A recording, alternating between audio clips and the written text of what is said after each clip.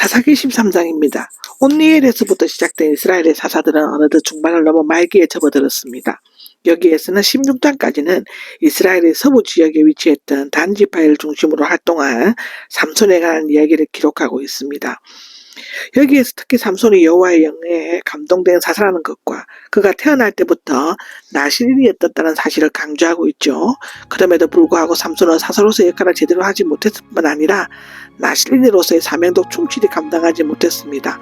하나님의 이런 자라도 할지라도 사사로 세우셔서 이스라엘을 구원하려고 하셨죠. 나신인 삼손의 출생 예고가 1절에서 14절까지 나오는데요.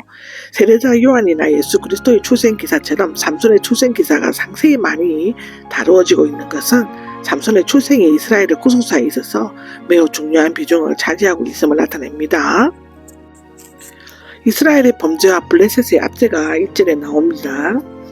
사사 입다에 이어 입산과 엘론, 압돈 지하에서 30년 동안 합병을 누린 이스라엘은 영적으로 게을러져서 또다시 구원의 하나님을 잊어버리고 범죄하였습니다. 7번째 우상 숭배인 것입니다. 참 대단하죠. 그러나 하나님께서는 블레셋을 통해 40년간 이스라엘을 징벌하셨고 아마도 여기에 40년은 다윗에 의해 블레셋이 크게 패배했던 사무엘 말기 시대까지 이르는 것처럼 보여집니다. 블레셋은 이스라엘에게 하나님의 채찍으로 올바른 언약 백성이 되게 하는 도구의 역할을 하였습니다. 블레셋이 팔레스타인에 정착한 것은 초창기로 보이지만 바다의 민족의 침입 기간에 대대적으로 정착을 했는데 그들은 가사와 아스글론, 아스돗, 갓, 에글론의 5도시 동맹을 조직했다고 성경은 기록하고 있습니다. 삼손의 잉태를 예고했습니다. 삼손 부모는 단 지파 출신 대부분 단 지파 사람들은 북쪽으로 이주했지만 한두 가족은 원래 정착했던 지역에서 살아남아 있었다고 합니다.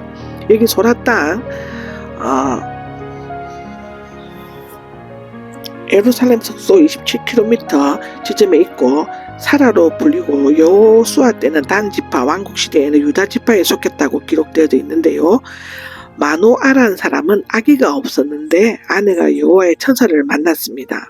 이삭과 사무엘과 세례자 요한의 부모들이 오랫동안 자식을 낳기 위해 하나님의 축복을 기다렸듯이 단 지파 마노아와 그의 아내도 자식 얻기를 간절히 소원하였습니다. 하나님께서는 당시 블레셋의 압제로 신음하는 이스라엘을 구원하기 위해 마노아의 아내의 태를 열어 이스라엘의 구원자를 보내시겠다고 약속하셨습니다. 5절에 나오죠. 여기에서 나온 여호와의 천사는 구약시대에도 이 땅에 나타나시며 활동하신 성자 하나님을 가리킨다고 볼 수 있는데요. 마노아에게서 태어날 아들은 다른 어떤 사람들보다 구별된 나실인이었다고 합니다. 그러므로 마노아의 아내는 나실인이 아니었지만 태어날 아기의 거룩함과 구별됨을 위해 포도주나 독가스를 마시지 말고 부정한 것 그리고 그 떡을 먹지 말아야 했다고 합니다. 그리고 그 아이는 나실인이 될 것이므로 머리 위에 면도날을 대어서는 안 된다라고 하셨다 합니다. 마노아가 하나님의 지시를 받았습니다. 6절에서 14절까지 기록인데요. 마노아의 아내가 남편에게 하나님의 천사가 자신의 잉태를 알려주었다는 말을 듣고 아이에게 어떻게 해야 할지를 가르쳐달라고 했고 천사는 아내에게 말한 나실인의 규례를 지키도록 다시금 언급하였죠. 마노아가 번제를 드린 것이 15절에서 23절까지 기록입니다. 마노아는 염소 새끼 한 마리와 곡식 제물로 하나님께 번제를 드렸고 하나님의 천사는 제단에서부터 불꽃이 하늘로 치솟아 올라가자 제단의 불꽃을 타고 하늘로 올라갔다라고 합니다. 그제야 비로소 마노아 부부는 하나님의 천사가 곧 하나님이심을 깨닫고 두려워하였다고 하죠. 삼손의 출생이 24절에서 25절까지 나옵니다.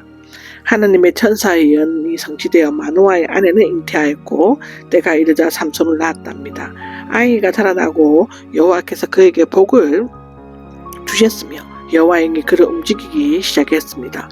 여호와의 영은 곧 성령을 의미하는데 구약 성경에서는 누구에게 임하였다는 기록은 많지 않습니다만은 삼손의 경우에는 4번 25절에 나옵니다. 구약에서 여호와의 영은 특별한 목적이 있을 때 초자연적인 능력이나 지혜로 역사하셨죠. 사명이 끝나면 떠나가시는 것으로 표현되고 있는데 그러나 신약에서 성령께서는 예수님이 임하셨고 공생애 동안 떠나지 않으셨으며 오순절에 온 교회에 임하셨다고 사도행전 2장에는 나오죠.